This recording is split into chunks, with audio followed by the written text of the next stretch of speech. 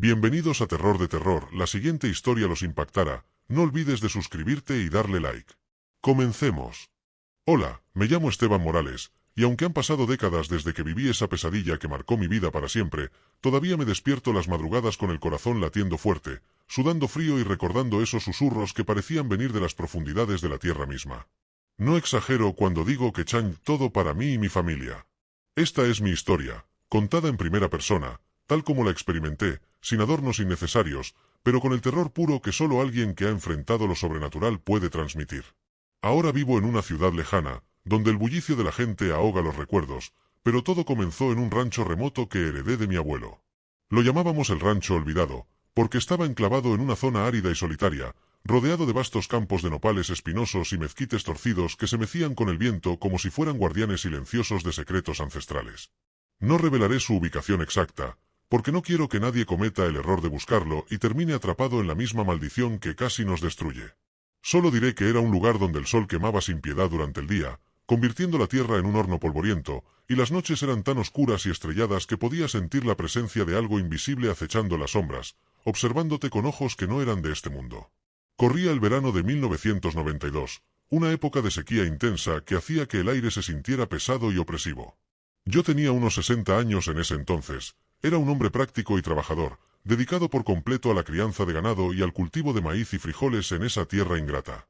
No había lujos en nuestra vida, vivíamos con lo justo, pero éramos felices en nuestra rutina. Compartía el rancho con mi esposa María, una mujer devota y fuerte que siempre tenía una sonrisa para todos, y con mis dos hijos adolescentes, Juan y Rosa. Juan, de 16 años, era curioso y aventurero, siempre explorando los rincones más lejanos de la propiedad con una linterna en mano. Rosa, de 14, era más tranquila, le gustaba leer libros viejos que encontrábamos en el ático y ayudar a su madre en la cocina. La casa principal era una construcción sencilla de adobe, con paredes gruesas que mantenían el fresco en el interior, techos de teja roja que crujían con el viento, y un porche delantero donde yo solía sentarme al atardecer a fumar un cigarro y contemplar el horizonte. Alrededor, había corrales para las vacas, un granero grande donde almacenábamos el forraje y las herramientas, y más allá, un arroyo seco que solo se llenaba durante las raras tormentas, flanqueado por un bosque denso de encinos viejos y retorcidos, donde los coyotes aullaban por las noches como si lamentaran algo perdido en el tiempo. Los vecinos más cercanos vivían a varios kilómetros de distancia, en un pueblo pequeño donde la gente se reunía en la plaza los domingos después de misa. Ellos siempre nos advertían sobre las leyendas que rodeaban el rancho. Decían que estaba maldito, que en las noches de luna llena se oían voces susurrantes provenientes de la tierra, como si los muertos se comunicaran entre sí en un idioma olvidado. Pero yo no creía en esas supersticiones. Son solo cuentos para asustar a los niños y mantener alejados a los intrusos, les respondía siempre, riendo para disimular cualquier duda que pudiera asaltarme en el fondo de mi mente. Después de todo, había crecido en esa tierra, y mi abuelo me había enseñado a ser racional. El verdadero peligro venía de las sequías, los coyotes o los ladrones de ganado, no de fantasmas o maldiciones. Todo cambió una noche calurosa de julio. Habíamos cenado temprano, como de costumbre, tacos de carnitas jugosas que María había preparado con esmero, acompañados de salsa verde picante hecha con chiles frescos del huerto. El aire estaba pegajoso, cargado de humedad, y el cielo se extendía sobre nosotros como un manto negro salpicado de estrellas brillantes. Después de la cena, Juan me pidió permiso para ir al granero a revisar las herramientas. «Papá, he oído un ruido extraño allí adentro, como si algo se moviera entre las sombras», me dijo con una mezcla de curiosidad y temor en su voz joven. Yo, exhausto después de un día largo arreando el ganado bajo el sol implacable, asentí sin prestarle demasiada atención.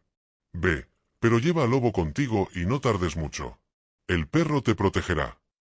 Lobo era nuestro pastor alemán, un animal fiel y valiente que había nacido en el rancho y que siempre nos acompañaba, ladrando ante cualquier amenaza real o imaginaria.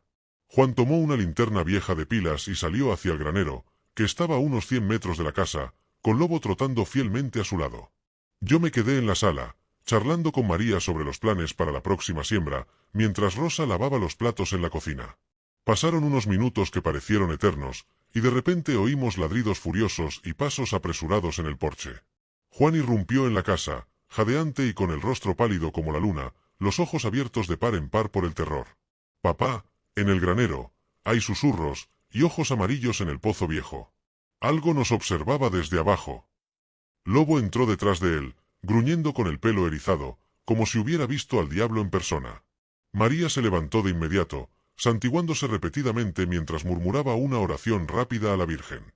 Yo intenté calmarlo, pensando que era solo su imaginación jugándole una mala pasada por el calor y la oscuridad.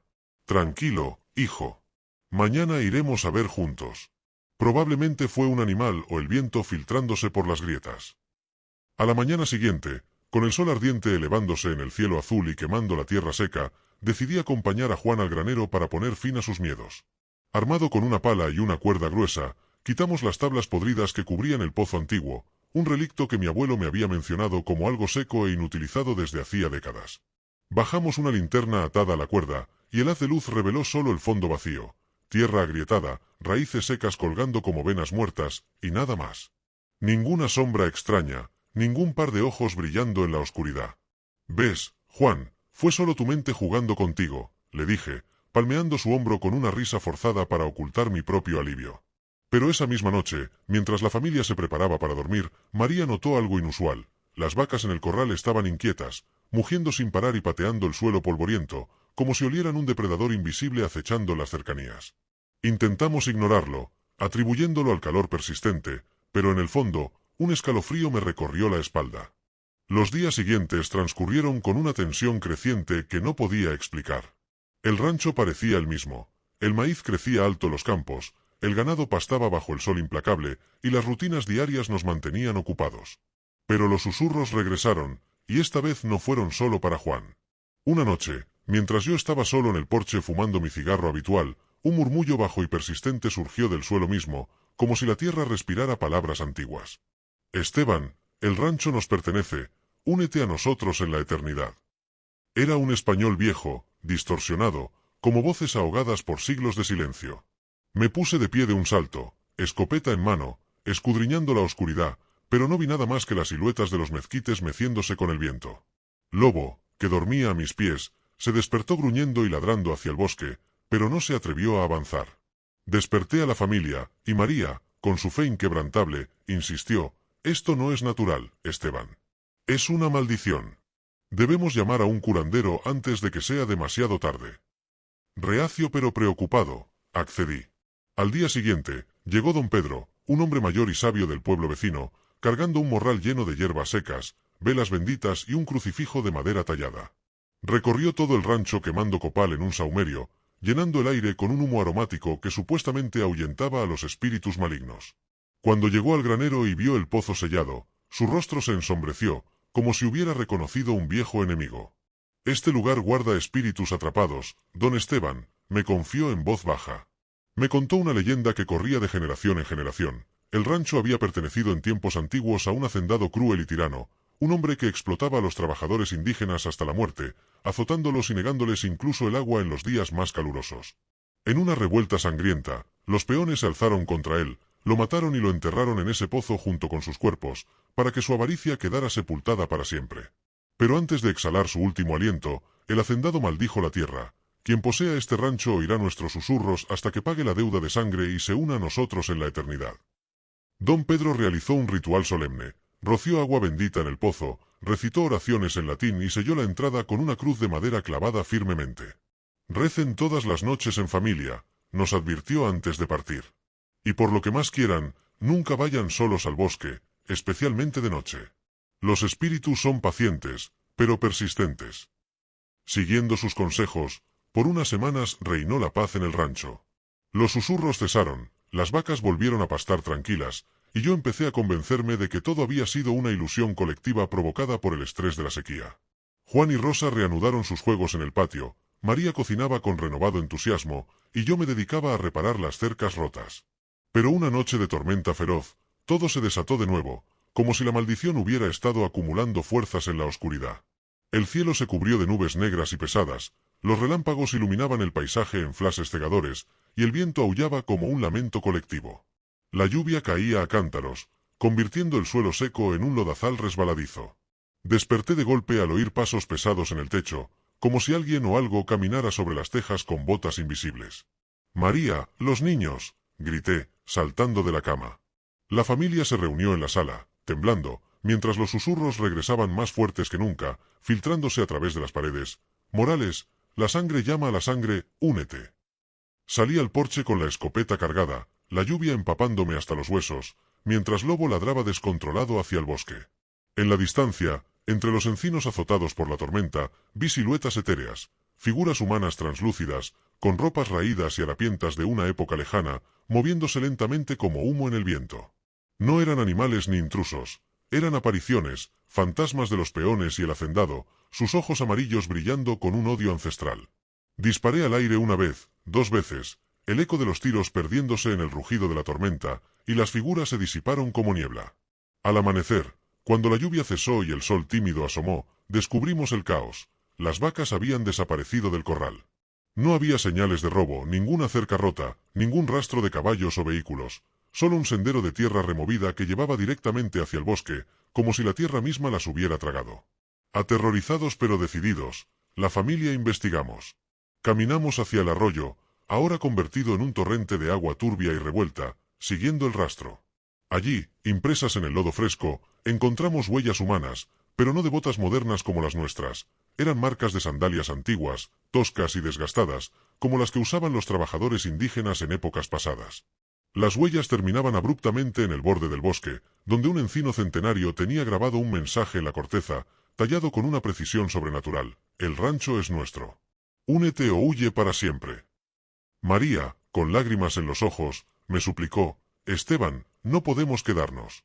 Los muertos no descansan, y nos arrastrarán con ellos. Pero yo, terco y orgulloso de mi herencia, me negué rotundamente. Este es nuestro hogar, nuestra vida. Lucharemos contra lo que sea.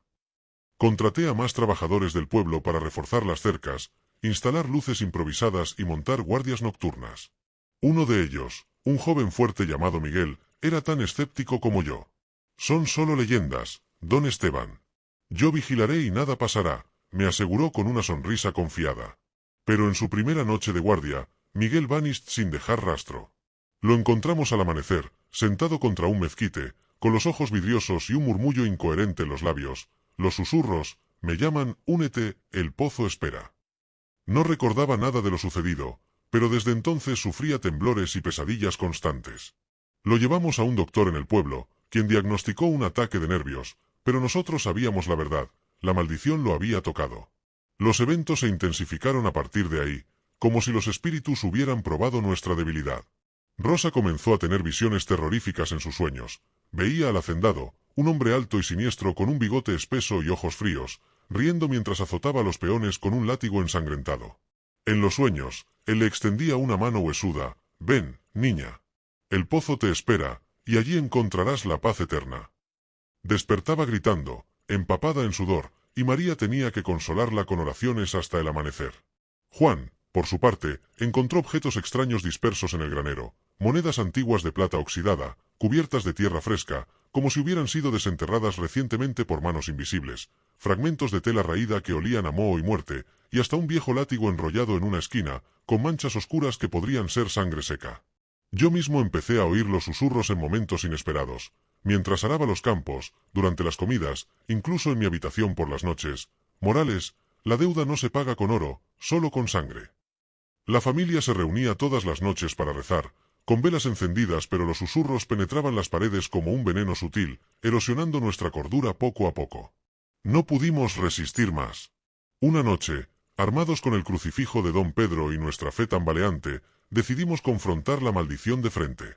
Nos reunimos en la sala, con el viento aullando afuera, y marchamos hacia el granero como un pequeño ejército. Quitamos la cruz de madera que sellaba el pozo, y con una escalera improvisada de cuerdas y tablas, bajé yo solo al fondo, linterna en mano y el corazón latiendo como un tambor. El aire allí abajo era frío y húmedo, con un olor a tierra removida y podredumbre. En el fondo, descubrí un túnel oculto, excavado a mano en la pared de tierra, que se extendía hacia lo desconocido. Avancé por él con precaución, el haz de luz temblando en mis manos, mientras las paredes húmedas goteaban y raíces como dedos retorcidos rozaban mi rostro. Los susurros resonaban ahora como un coro infernal, guiándome o atrayéndome más profundo. Al final del túnel, llegué a una cámara subterránea amplia, iluminada tenuemente por mi linterna. Lo que vi me heló la sangre: docenas de esqueletos apilados contra las paredes irregulares, algunos con ropas deshilachadas aún adheridas a los huesos, otros con herramientas oxidadas en las manos huesudas. En el centro, un altar improvisado de piedras, con un cofre de madera podrida abierto, rebosante de joyas antiguas, monedas de oro y documentos amarillentos enrollados.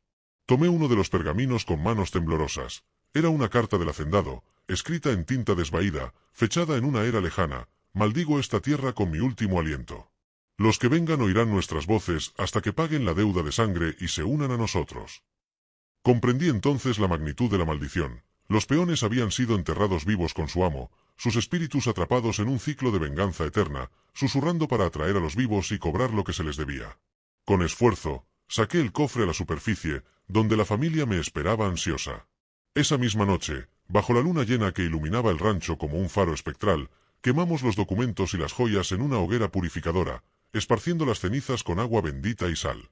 Los susurros cesaron abruptamente, como si un velo se hubiera rasgado, y una brisa fría recorrió el lugar, llevándose el peso opresivo. Las vacas regresaron solas al corral al día siguiente, pastando como si nada hubiera ocurrido. Miguel se recuperó gradualmente en el pueblo, atribuyendo todo a un mal sueño colectivo. Pocos meses después, vendimos el rancho a un comprador anónimo y nos mudamos a la ciudad, donde intentamos reconstruir nuestras vidas. Pero los ecos persisten. Años más tarde, en la década de 2000, supe por rumores que un grupo de excavadores, quizás arqueólogos o cazatesoros, había explorado el sitio y encontrado el pozo y el túnel, confirmando la existencia de los esqueletos y restos de la era antigua. Reportaron anomalías, herramientas que se movían solas, susurros captados en grabaciones y un frío inexplicable en la cámara. Más recientemente, un explorador urbano grabó un vídeo en el rancho abandonado para compartir en Internet, capturando orbes de luz flotantes y voces electrónicas diciendo «Vuelve, únete». Juró no regresar nunca, sintiendo que algo lo observaba desde la oscuridad. Hoy, en 2026, el rancho olvidado sigue en pie, cubierto de maleza y olvidado por el tiempo, pero si alguien se atreve a acercarse en una noche tranquila, oirá los susurros. Yo aún los escucho en mis sueños, un recordatorio de que algunas deudas trascienden la muerte.